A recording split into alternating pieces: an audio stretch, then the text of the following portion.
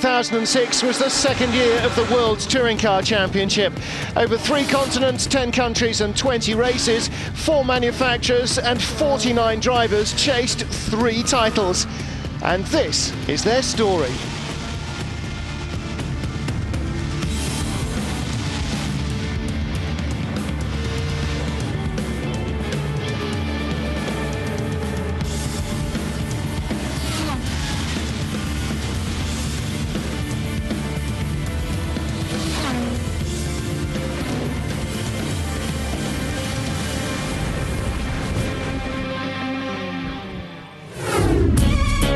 It all began at Monza in Italy. Fastest out of the box were the 2005 world champion Andy Priaulx, Augusto Farfus, the young Brazilian leading Alfa Romeo, and Yvan Muller, the reigning British touring car champion. Early April and a bumper grid for the first race weekend. As Augusto Farfus smoked the tyres, he dropped from 3rd to 5th at the start. Pole sitter Andy Priaulx took the lead. There was the usual mess behind them, but the main contenders avoided danger. In his first race for Seat, Yvan Muller was on the attack, snatching second from namesake Dirk in the BMW, the Frenchman converting impressively from the very different British touring car series. Dirk Muller had won the opening race of 2005 in Monza, but wouldn't take a podium position here, passed by James Thompson, another newcomer at Seat. But champion Priaulx's title defence got off to the best possible start with pole and the win. The challenge was clear. You want the number 1? Come and get it. The car was very new. We'd only had the car for maybe 6 weeks. So to come with the new car and be so competitive, I was really pleased. And that, for me, was a very good start to the season. And a lot of these championships, you build the foundation to your season at the beginning. So I was feeling very happy. But not so happy about race 2. A huge clash with Dirk Muller on lap 3 prevented either driver scoring points, although they walked away unharmed. All in all, it was a very eventful race. Alex Zanardi and Gabriele Tarquini touched in their battle for second. Tarquini somehow holding on to his Seat, but not his position. Yvan Muller passed Italian Alessandro Balzan for 3rd place, charging back up the order after second in race 1. And that was to become second as leader Farfus and Zanardi collided, the Italian's BMW retiring with broken suspension. Farfus charged on to his second career World Touring Car win after maiden success in Macau 2005. A very special moment for him. We had a really tough winter because even by February we still didn't know whether we'd be competing in the championship, but the team director Mauro Sibs did a great job. And for us to win in Monza after such a tough winter was really important for the team and for our championship hopes. Another happy team was Chevrolet, the American manufacturer, scoring its first touring car podium thanks to Alain Menou's 3rd place. We weren't expecting to be on the podium at Monza at all because the track really didn't suit us. I passed Ricardo Rodel on the very last lap and that was great. It was also important for the team. The podium gave us a boost of confidence, momentum for the upcoming races. But the man of the weekend was Yvan Muller with 2 second-place finishes. He ended his first race weekend as title leader. Well, I don't know if I was a championship favourite before the beginning of the season, but after Monza, I knew I was going to be a contender. BMW, Alfa, Chevrolet and Seat all had good reason to be happy, as did the crowds jamming the track. Dirk Muller's played a huge role in the last 4 years in the Touring Car Series, but the story has never turned out too well for him. He's been runner-up to Andy Priaulx in the last 2 years, and 2006 would be very important. It all started well with a 4th place in Monza in race 1 before crashing out in race 2. In the second race weekend at Magny-Cours, He put in another strong performance, winning a race-long battle with teammate and namesake Jörg Müller, gaining the upper hand to win his second such victory in Magny-Cours, his first in 2004. But as in Monza, he ran out of luck in race 2, caught in a crash involving several cars at the start. His race was over in seconds. It was the same story all year long, said Dirk, up and down, a highlight and then some bad luck. When you look at the whole season, you can tell I had to fight for every single point. It was really hard. Several times I was the best BMW driver, but it always happened that I had a lot of weight handicap, and so I wasn't really able to compete for a win.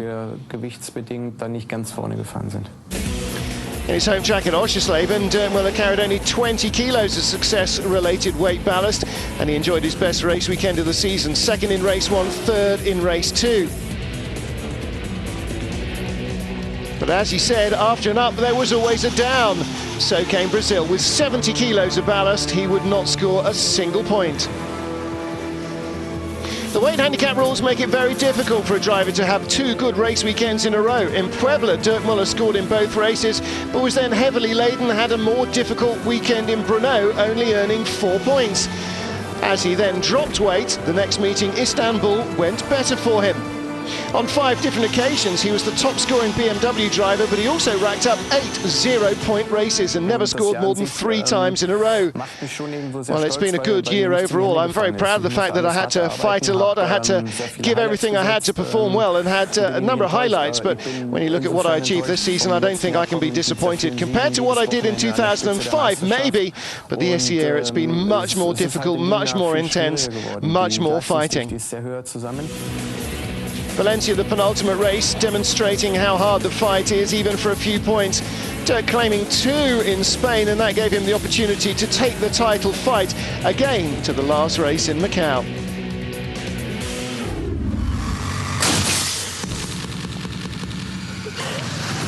...2005 world champion Andy Priaulx demonstrated in the first half of the season that he would be stronger than ever before. En route to the World Touring Car title in 2005, he claimed just 1 win. In 2006, he won 4 of the first 5 weekends.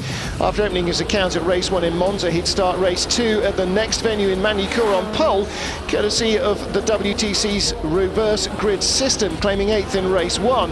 And from there, he looked unbeatable, leading from start to finish, claiming BMW's 8th win in a row at the French track. It's more a home track even than Oschersleben for the BMWs.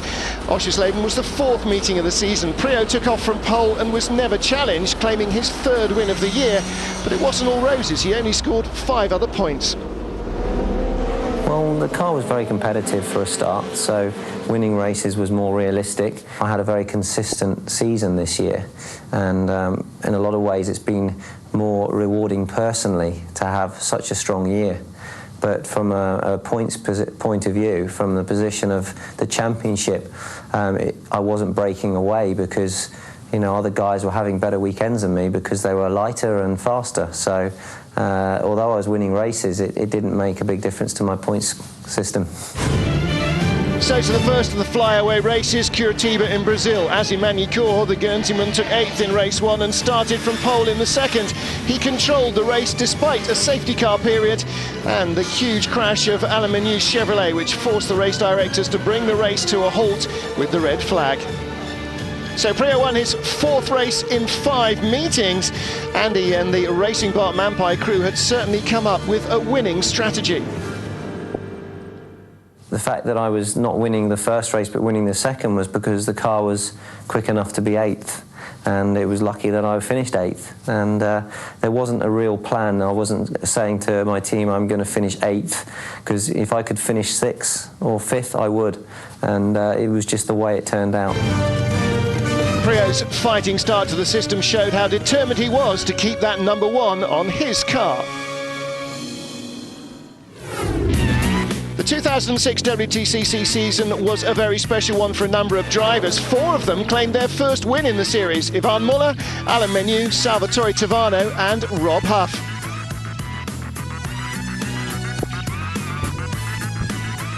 Yvan Muller claimed his first World Touring Car win in Brands Hatch on a very English rainy Sunday. The Frenchman raced impressively to Seat's first victory in 2006. This success, added to his 2 podium finishes in Monza, made Muller the strongman of the early season racing. Although the 37-year-old Frenchman has huge experience in touring cars, in this his first season in the World Championship, he still felt he had it all to prove.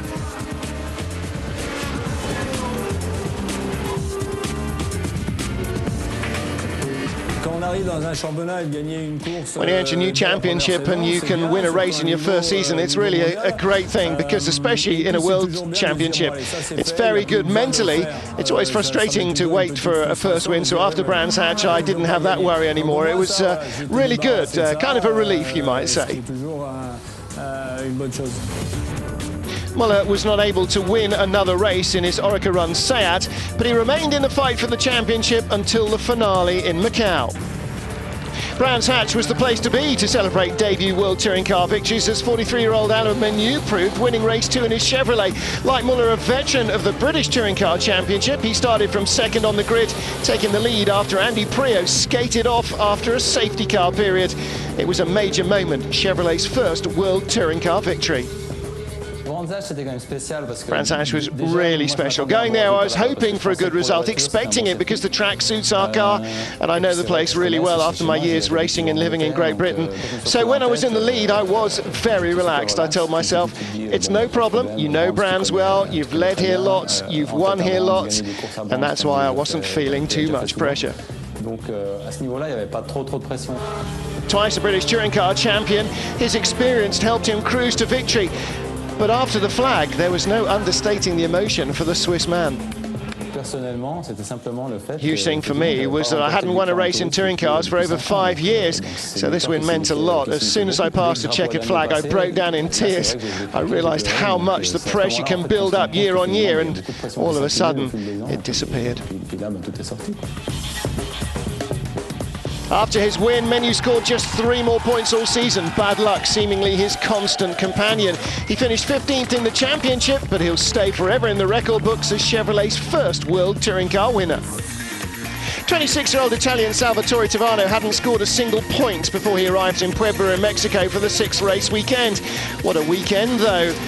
Second in qualifying, became pole after fastest man Ricard Rydell copped a penalty, and Tovano led the race from start to finish, keeping cool under intense pressure from teammate Augusto Farfus.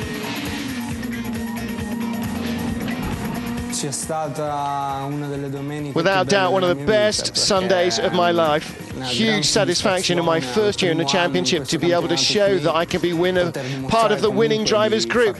Before Puebla, the results weren't satisfying, not encouraging at all. I really had a lot of bad luck, and that's part of the reason why I was so happy. It was a great satisfaction, because the victory pays you back for all the sacrifices up in my career until now. It's obvious that to be considered as a starting point and not an outcome, but for sure, for the moment, great satisfaction to have taken my first win.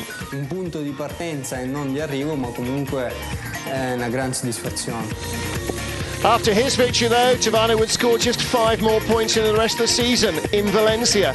He ended up 18th overall. His victory in Puebla was perhaps one of the biggest surprises of the year. 27-year-old Englishman Rob Huff clinched his first victory in Brno, bouncing back after a huge crash the previous race in Mexico. It couldn't have been more welcome.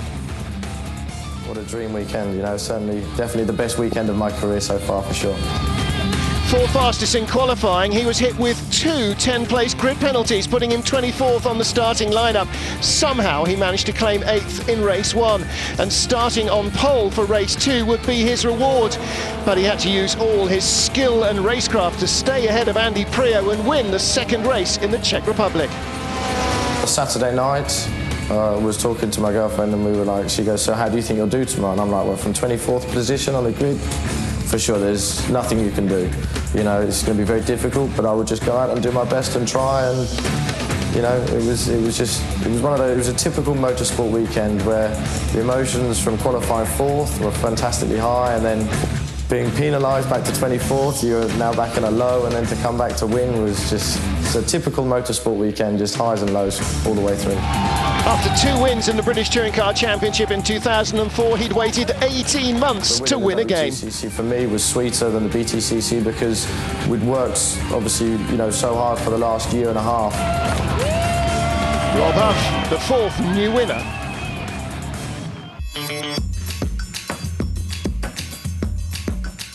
The World Touring Car Championship made a new port of call in 2006. Curitiba in Brazil, the 5th racing weekend. A very special moment for one man, Augusto Farfus. The 23-year-old was born here. Racing in Curitiba, my hometown, with my family and friends around me, was just a wonderful experience. Extra incentive, extra pressure for Farfus. On Saturday, the day of the qualifying of the World Cup quarter-final with France, Brazil, with the help of God, he too would try and give his best. After a great lap in qualifying, Farfus was on pole position for the first time. And what a place to achieve it. Although he'd raced many times on the kart track alongside, he had never raced on the main track at Curitiba. Quite some moment for the young man from Brazil. And at the start of the first ever World Touring Car race in Brazil, Farfus held on to the lead. Unfortunately, he lost it all just 2 corners later. Jordi Genet went by in the Seat, and a few meters later it became clear that it wasn't just one Seat that was going to be top dog here. Peter Terting also went by. In the end, Jordi Genet hung on to claim his first World Touring Car win in Brazil and the sports. But for Genet, it was his first and only win of the season. Farfus was disappointed for himself and his fans. I was on pole. Unfortunately, I could only get a podium finish and not the win, but still it was a result I think to be happy with. I hadn't raced in Curitiba for 8 years in any kind of event, and to compete well with my family all there was a great feeling. I hope that in future years I'll be able to win on my home track in Curitiba. The second race on a 3.6-kilometre track turned out to be a disaster for the Brazilian. First he collided with Ricardo Raidel. Farfus managed to carry on, but his car was damaged badly. Ahead of him, a collision between Duncan Heisman and Race 1 winner Jordi Genet. Farfus losing more places. And in the end, there was just too much damage. The dream of winning was not to come true. He was forced out and into retirement. Worse was to come. Irish driver Emmett O'Brien crashed heavily in the final corner. Curva de Vitoria in his BMW. He was okay, but the car was wrecked. And he wasn't the only man to taste the barriers either. Alain Menu replicated the crash not long after the safety car had peeled off. He too was okay, but likewise his car was binned. For the first time ever in the World Touring Car Championship, the race was stopped and finished under a red flag, with Andy Priaulx as the winner. One of the main jewels of the season was not for the championship. It was between Yvan Muller and Alex Zanardi. The Frenchman and the Italian had several battles on and off the track. Both extremely experienced professionals, somehow their blood seemed to boil over in close contact. It started in race 1 in Oschersleben with less than 3 laps to go. Alex pushed Yvan off the track, all hopes of points disappearing for the Frenchman. In Oschersleben, sure, I made a mistake. I didn't push him off on purpose. Some people believe me, some people probably don't. But at that point I went to see Yvan to apologise, but for him that wasn't enough. Maybe it might have been enough if I'd been penalised by the stewards as well. I think maybe, no, I think definitely I should have been penalised as well. And as for Yvan, well, 2 drivers, 2 different viewpoints. Sure, in Oschersleben I was in the top 8, so the accident was very frustrating. The fact that Alex wasn't penalised made it even more frustrating, so I had a bit of a feeling that I needed some revenge.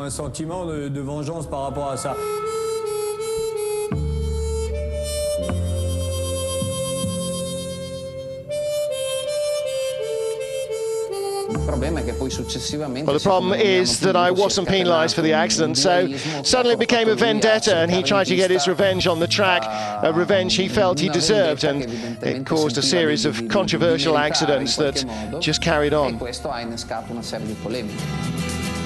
Moving on to Puebla in Mexico, not one, but two incidents between the pair of them. Then Brunot, once again ending in confusion. The last lap of race 2, the Frenchman pushes off the Italian. Muller takes his podium spot. Well, this accident's really bad luck in Brunot. I really didn't want to overtake him, and I didn't want to take any risks. And of course, some people don't see it that way, don't believe me, but really, I think it was just bad luck and misfortune. Now everything's over. I talked with Alex, and I really hope that we'll be able to share the same track together without any more problems between us.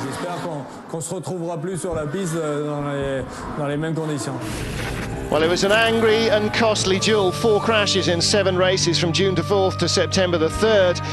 A hot summer between Ivan Muller and Alex Zanardi. 39-year-old Rickard Rydell from Sweden has been one of the major factors in the World Touring Car Championship over the last couple of years. Once again in 2006, he was consistently at the front. But Rydell has been troubled by the new Seat team's 6-driver lineup. He proved to be very fast, collecting 3 poles, a season record that ties him with Prio. He also qualified in the top 8 in the first 8 rounds of the season. Nobody managed to out-qualify him. Although he failed to win a race, he took 5 podiums in Manicourt, Brands Hatch, Oschersleben, Puebla and Istanbul. The best weekend for me was in Istanbul with a 2nd and a 4th finish and collecting a lot of points. And at the moment when I thought that the championship was over, then I came back and had a really good weekend. I've always been there, so when I haven't had the bad luck, I've had a good finish and collected quite good points. But he had the bad luck in Monza. He was hit in the last lap by Rob Huff while he was in 4th position. Good points gone for Burton. In race 2 in Manicourt, a confusing start saw him crashed out by teammate Gabriele Tarquini. In Valencia in race 1, Rydell was violently hit by Tarquini. His suspension broke. Nobody was to blame because Tarquini had lost control of his car with broken suspension. But again, Rydell was the unlucky target. Before Valencia, he was 3rd in the championship. He lost precious points with just 1 round to go. Before that, he'd also lost points in Curitiba, tangling with Augusto Farfus. In Puebla, from pole, a broken engine in the warm-up dropped him 10 places on the grid, destroying all hopes of victory. And there was an engine failure before the start at Brunot. In the following event, he broke his engine and he had a 0-0. All the drivers have a bit of bad luck during the season. I think maybe I had maybe a little bit too much of that this year. Well, despite his bad luck, he was still 5th in the championship heading into the final round with a chance to win the title. The World Touring Car has had a few scary moments. An ambulance on the track, a driver stuck in his car unconscious. Rob Huff in Puebla in Mexico. At first the marshals couldn't even get him out after a fierce impact with the wall. It was worrying for the team and for his family. That was pretty much the biggest one I've ever had. The car was destroyed.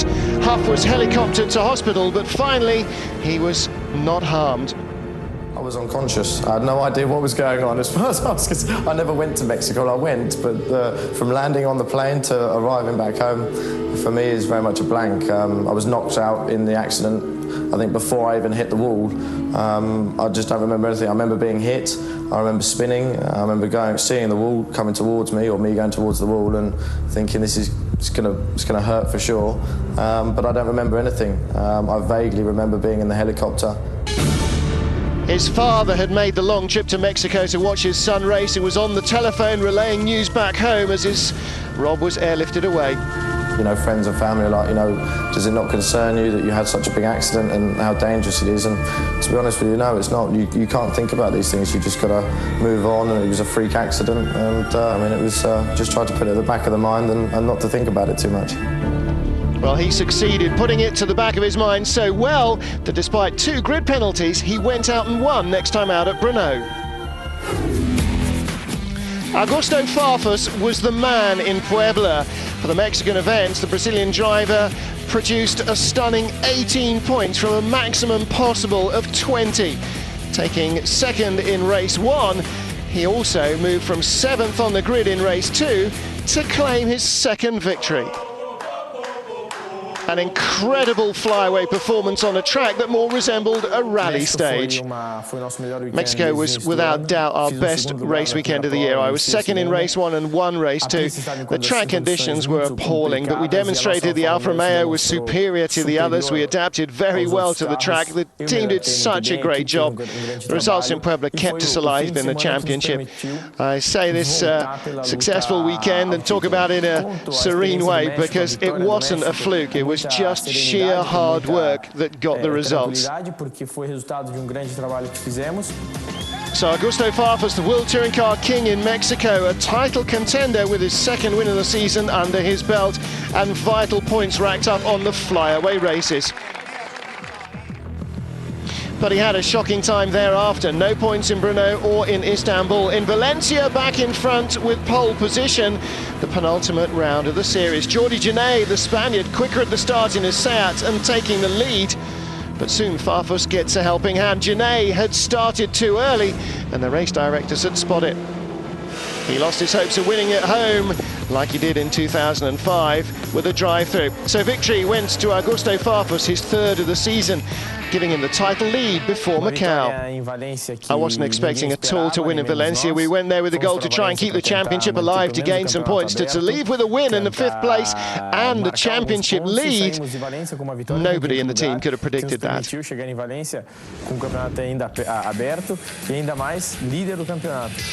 Championship leader heading into the last round, a great reward for Augusto Farfus and the N-Technology Alpha team. But what would Macau bring? You'll have to wait till later to find out.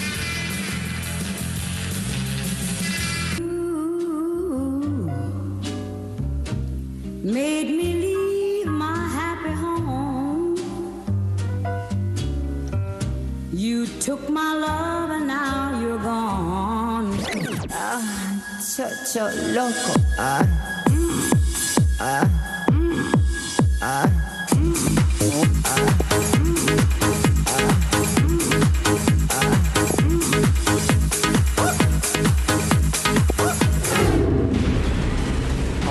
To win the World Touring Car Championship, many drivers have applied different strategies. Let's compare and contrast Gabriele Tarquini and Jörg Müller. We'll start with Jörg. He had a disastrous beginning to the season with a 0-0 score in Monza. The following race weekend in Magny-Cours, he took 2 second places, 16 points in one day, back in the hunt. But this starts to look like an inconsistent season.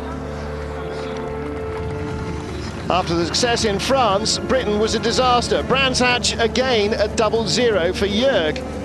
He seemed unable to have 2 good race weekends in a row. Last year, the champion managed to score more than 100 points. This year, he'll have around 70, so you don't need so many points to become the champion. That's why I've never been too worried when you have a tough weekend. Und deshalb mache ich mir über negative Wochenende gar keine Gedanken. After a bad weekend in England, a good one again in Oschersleben for Jörg Müller, but with his first victory of the year only in race 2. Another good performance, but it was an individual one, not a consistent one. Contrasting fortune of Gabriele Tarquini, the master of consistency. He scored points in all of the first 10 races of the season without once being on the podium. He tried to get a lot of points, but without gaining too much weight. Well, I wasn't able to win races, but a few times I could have been on the podium. I could perhaps have taken a few more points, some more risks to get them. When you decide to use a mid-term strategy, I wouldn't say low profit, but less risk. You can avoid crashes. You don't try all the dangerous overtaking maneuvers. If somebody is quicker, you let them pass. It's enough to score 7 or 8 points in a weekend. I thought maybe 80 points would be enough to win the championship. Io pensavo 80 punti servissero per vincere il campionato. After taking just 2 points from 4 flyaway races in South America, Jörg Muller didn't change his strategy, taking big points when he could, when the opportunity presented itself. In race 1 in Brno, he took his 2nd win of the season. But in race 2, he just couldn't avoid taking the risks again, losing points with this manoeuvre on Alemeniu. In the next event in Istanbul, once again he lost his calm, colliding with Ivan Muller. He was forced to retire with an accident-damaged car. In 2 months, the only point of interest will be who's the champion. It won't matter how he got to be the champion. It doesn't matter if you've had ups and downs. It doesn't matter if you've been like Gabriele Tarquini with average results all year. At the end, the only thing that's important is to have most points after the final race. While Tarquini only had 1 victory and 1/3, Jörg Muller grabbed a 3rd race win in Valencia race 2 and 5 podiums in total. 3 wins and 2 second places. Both went to Macau with a chance of the title. Italian driver Alex Zanardi, who lost both his legs in a kart race crash in 2001, has been a regular front runner in the World Touring Car Championship. In Istanbul, he took the lead from the front and won the race. In 2005, he had a very emotional victory in Oschersleben race 2, his first since his accident. But in Istanbul, there were no such scenes of joy and fewer tears. La soddisfazione è stata completamente diversa. Compared to Oschersleben last year, Istanbul was very much a different win from an emotional point of view, because I'd been close to winning before, so I was really expecting it. But I still liked it, I still enjoyed it. It was an old-style win like the ones I had racing in the States, when I was the best driver, the quickest car, led from start to finish, and the others only saw me again in Parc Fermé. To be able to do that again, especially an old man of 40, that's a great satisfaction. È una soddisfazione immensa. Although the beginning of the season was tough for Zanardi, later on he built on a series of good results. 3rd in Curitiba, 2nd in Brno, and victory in race 1 in Istanbul. Was it a stroke of luck? No, I believe the hard work of the entire team got us to that win. I think victory was waiting for us to get there. I think we expected it. I think we foresee that we could have it. And that's the real goal, to demonstrate that having Zanardi in a BMW is not a marketing exercise, it's a sporting exercise. Well, after his win in Istanbul, Alex didn't score a point in the remaining 5 races, ending up 14th.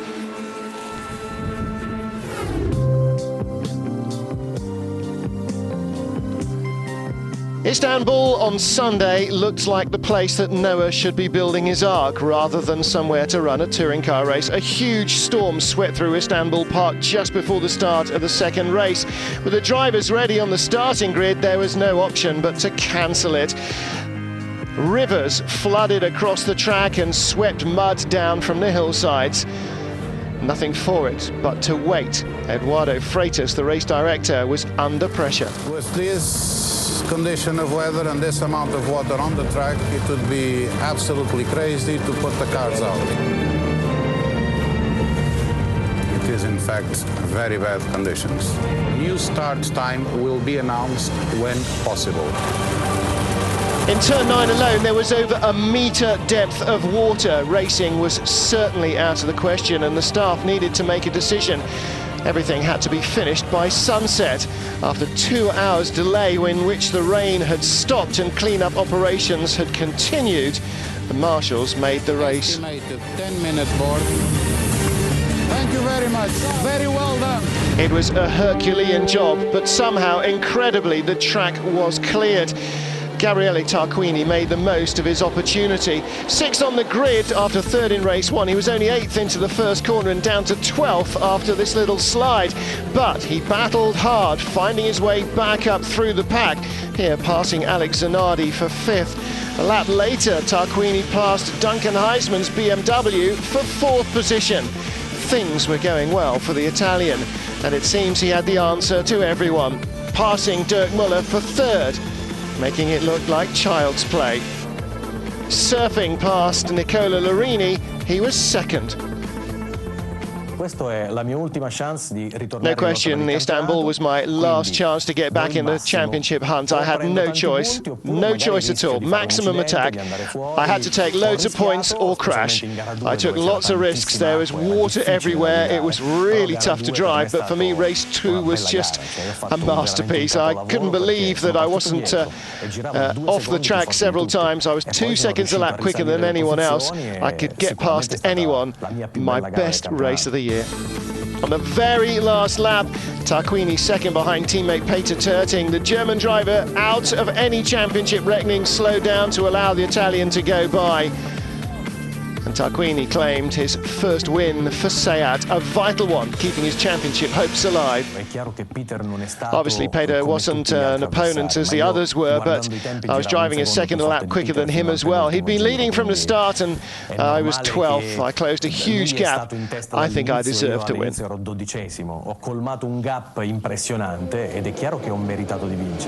Well, despite Tarquini's efforts, Terting was unhappy at the end of the race.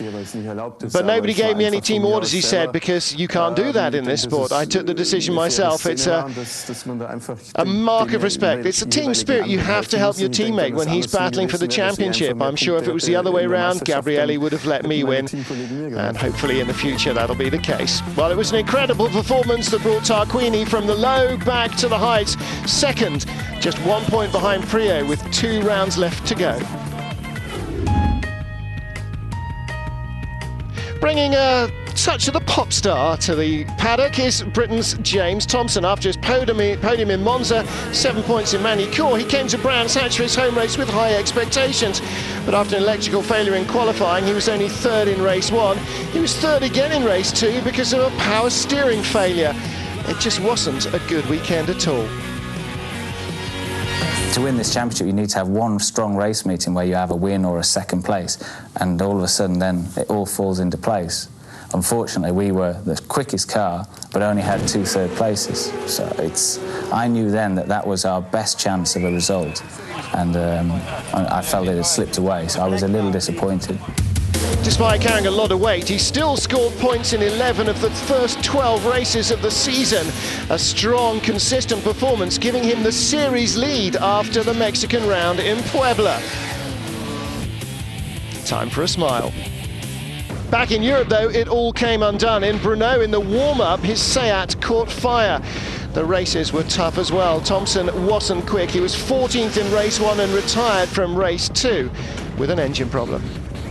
We didn't change the engine to go into Turkey, and then in Turkey it was obvious we did have a problem, but then we decided not to change the engine to take the 10th place penalty, which was really a mistake. We should have changed the engine and basically had done with that and been competitive.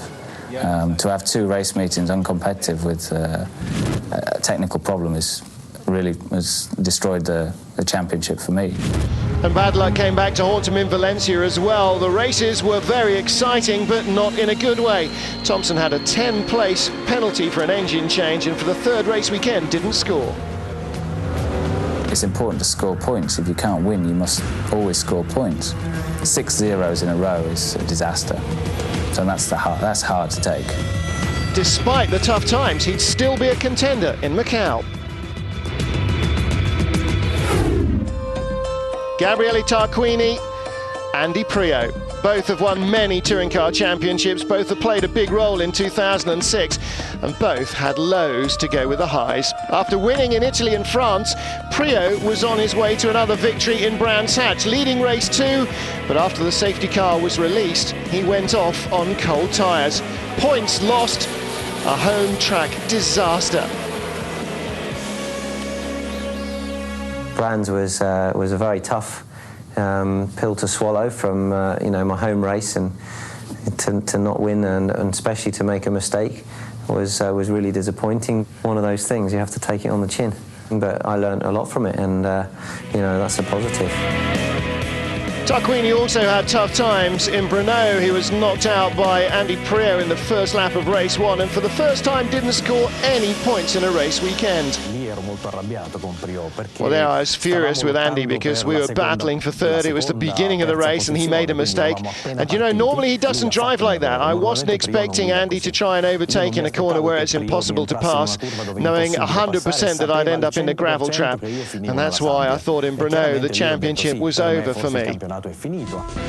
The following weekend, it was time for Prio's nightmare. Leading the championship, this collision and spin in race 1 saw him drop down the order in Istanbul. And in race 2, he had a crash with Ivan Muller before having a puncture. Race over. 0 points, his lead reduced from 9 to 1. It was even worse in Valencia. Andy clashing with Tarquini at the start, spinning and crashing violently into Rob Huff. Race over, damaged car. The second incident between Prio and Tarquini. When I look back at the video footage of my race in Valencia, I feel that I attracted the first corner myself. When I look at Tarquini's position, I came across on him and there was nothing I could do about that. Tarquini, second in the championship, didn't benefit from the situation. Hit by Coronel, his suspension eventually broke and he lost control, crashing violently into the pit wall. Car badly damaged, he would not go out for race 2, leaving Valencia 4th in the series, 3 points from the lead. Non avevo competitor perché per il campionato Andy era fuori. Well, I didn't have any rivals for the championship because Prio was out, Rydell was behind me. So if I'd been able to keep the 8th place, that would have given me pole for race 2. I'm sure I would have scored a lot of points. I knew I had the chance not to win the championship, but to go to Macau with the overall lead. And that possibility was just destroyed in one corner. E chiaramente questo si è dissipato e annullato in una frenata. While Gabrielli's car, too badly damaged to continue, was under a cloth.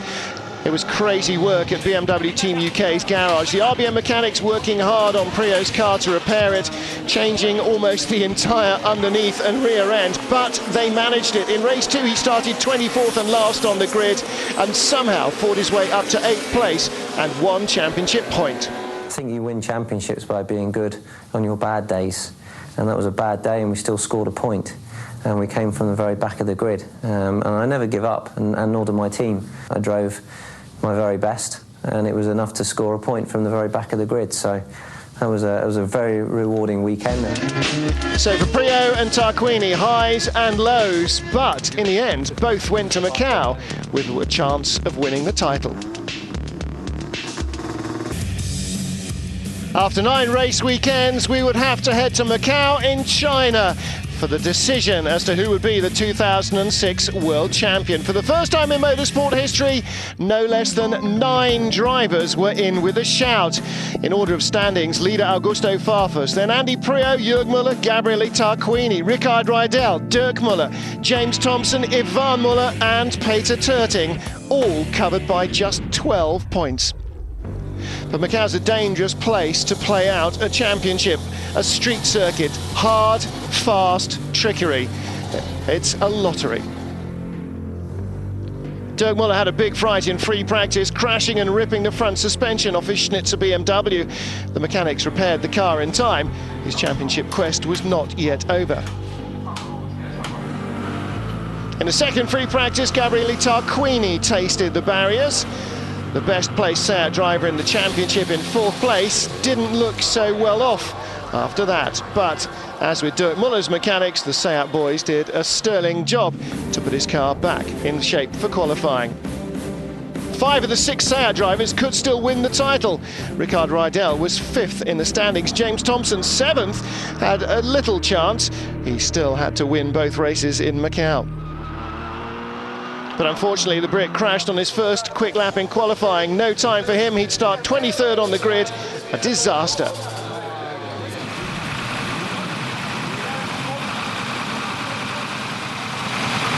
Outside chance of the championship, and then I've not crashed all year, so it's equally frustrating to crash without even setting a lap time.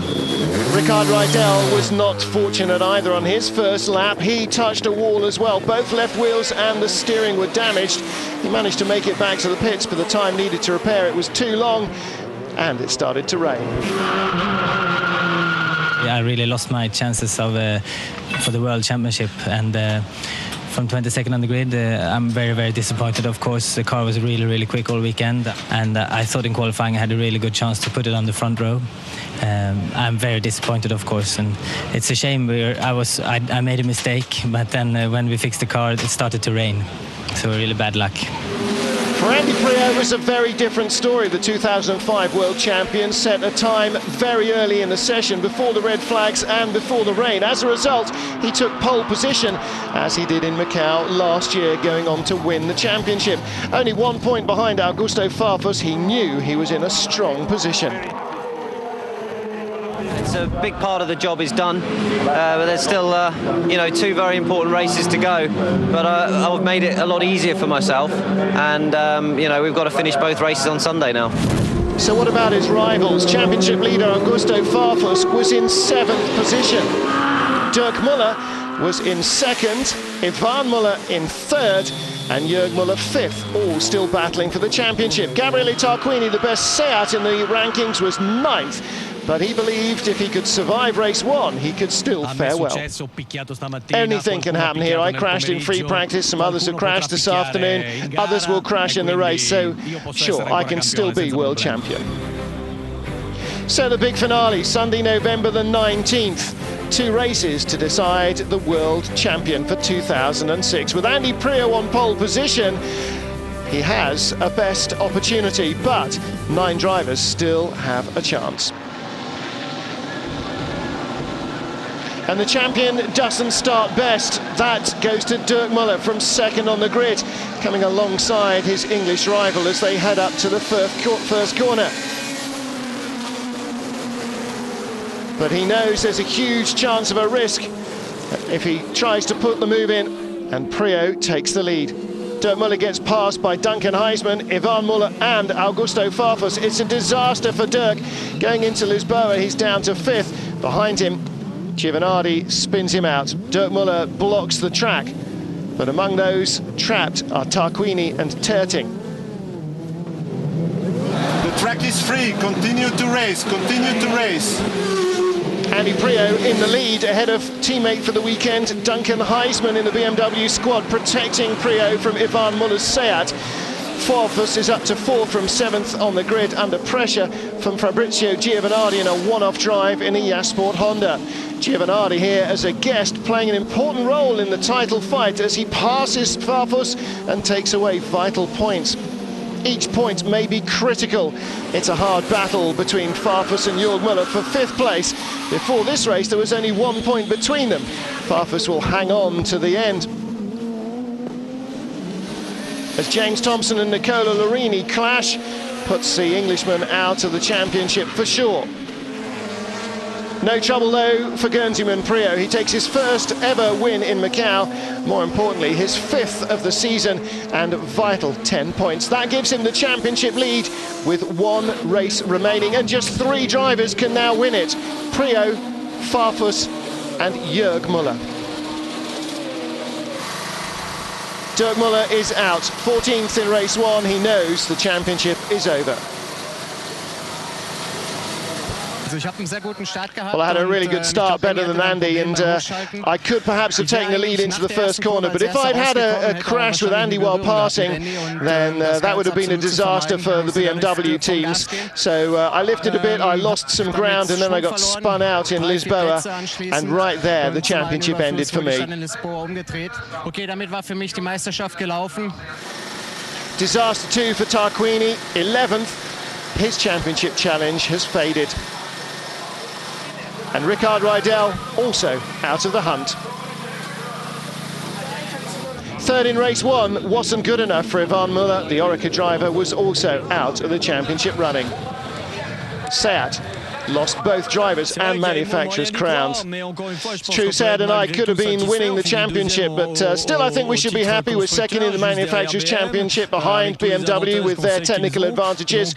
And we had a chance to be the champion, but runner-up, that should be good too. Peter Terting and Seat won't take the #1 plate in 2006. It's a bad day for the Spanish team and sporting director Jaime Puig. Everything has lost. So 3 drivers can win the crown: Jörg Müller, Andy Priaulx and Augusto Farfus. With BMW already the manufacturer's champions, Jörg Müller makes a brilliant start in race 2, passing Peter Terting and Independence champion Tom Coronel in a duel for the lead. Victory was crucial for Jörg, nothing else would do. 2 points behind Farfus, he was 7 behind Priaulx. Farfus trying hard in the first couple of corners, runs out of road and into the wall. The Brazilian won't be the champion either. My only chance was to go to the limit to attack Jörg Müller on lap 1, but I'm still happy. In the end, 3rd in the championship. When you think what a winter we had when we nearly didn't get to race, I think we did a great job. As in race 1, a huge crash at the Lisboa corner between Duncan Heisman and Jordi Genet. A huge pile-up, but again, the race not stopped as the marshals worked quickly. Gabriele Tarquini and Rob Huff clash yards further on. The Italian taken to hospital for a checkup as the safety car is scrambled. The leader is Jörg Müller. Andy Priaulx gets vital information. You have to finish 6th. You have to finish 6th, which is exactly the position you have for the moment. As Peter Terting retires with a gearbox failure, Andy moves up to 5th position, but still he's under pressure from the super aggressive Giovanardi out to prove a point. Priaulx, though, must avoid contact, must avoid retiring, or Müller will be the champion. Müller claims his 4th win of the year. It's all he can do, but it's still not enough. Priaulx in 5th place claims his 2nd World Touring Car Championship title, his 3rd FIA Touring Car crown in 3 consecutive years. I cannot believe it! A phenomenal effort by Priaulx and the RBM team for BMW Team UK, double World Touring Car champions and the European title in 2004. Fantastic, guys. I can't describe it. I can't describe it. We've done it again. 3 in a row. 3. Andy Priaulx champion by a single point. Yvan Müller 4th, the best Seat driver, thanks to 2 podiums in Macau. Side by side on the podium, Andy Priaulx and Jörg Müller for the 5th year in a row. A drive for BMW Team Germany, the Schnitzer operation, is beaten to a title. I'm more than happy. It's a great end to the season, especially with 75 kilos of ballast around here. I'd have loved to have won the title. I missed it by 1 point, but okay, next time I'll be more aggressive. Well done. You gave me a bloody good car. Cheers, mate. That's it. Game over. Now I'm on the piss now. Andy Priaulx, Jörg Müller, Augusto Farfus. Guernseyman, a German and a Brazilian. And let's hear from our world champion, Andy Priaulx, who takes his 3rd major touring car crown in 3 consecutive years.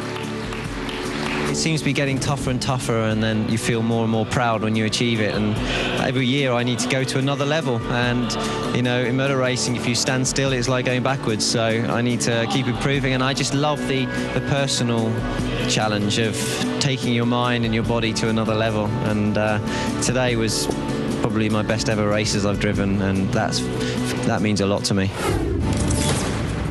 At just 32 years of age, the man from Guernsey is without doubt already established as one of the touring car greats. And he'll return in 2007 to try and claim a 3rd consecutive world title. Eurosport will be there when the season kicks off and will follow every race live until the end. Till 2007's championship. Bye for now.